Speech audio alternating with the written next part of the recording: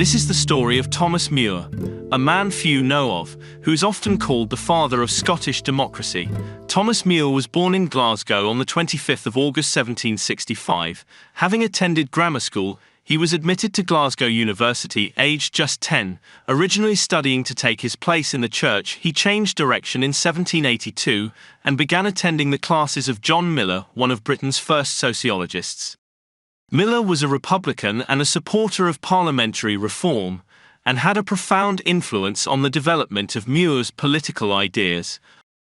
After some issues with the principal of Glasgow University, he completed his studies at Edinburgh University, before entering the Faculty of Advocates in 1787 to become a lawyer.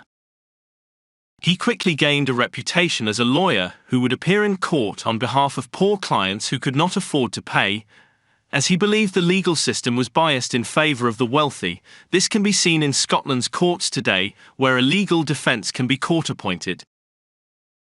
On the 26th of July 1792, Thomas Muir and William Skirving founded the Scottish Association of the Friends of the People, an organisation inspired by the French Revolution that supported parliamentary reform in Britain. Scotland soon had branches in Glasgow, Edinburgh, Dundee and Perth, and Muir began work on a national strategy to achieve the goal of parliamentary reform. A known supporter of both the American and French revolutions, his activities attracted the attention of the British government, who responded by employing a spy to gather information on him.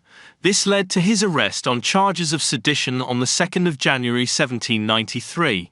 He was interrogated for many hours before being released on bail. Concerned at the violence taking place in France, Muir left Scotland to ask the leaders of the revolution to abandon plans to execute Louis XVI. His pleading fell on deaf ears, and he returned to Scotland only to be arrested on the 24th of August and tried by Lord Braxfield and a jury of anti-reformers. He was found guilty of sedition and sentenced to 14 years transportation to Australia, a sentence known for fatalities. Lord Braxfield on sentencing was heard to say, "The British Constitution is the best that ever was since the creation of the world, and it is not possible to make it better. Mr. Muir has gone among the ignorant country people and told them parliamentary reform was absolutely necessary for preserving their liberty." Thomas Muir responded by asking, "What was my crime?" Having dared to be a strenuous and active advocate for an equal representation of the people in the House of the People.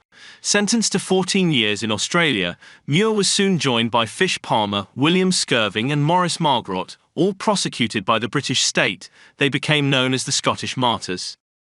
To prevent the attempts of reform supporters to have the martyrs freed, they were quickly dispatched from Portsmouth on a ship called the Surprise.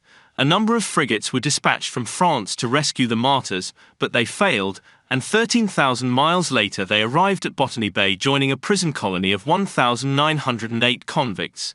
Life was slightly better for the martyrs as political prisoners, and Muir was allowed to buy a small farm said to be close to Sydney Cove.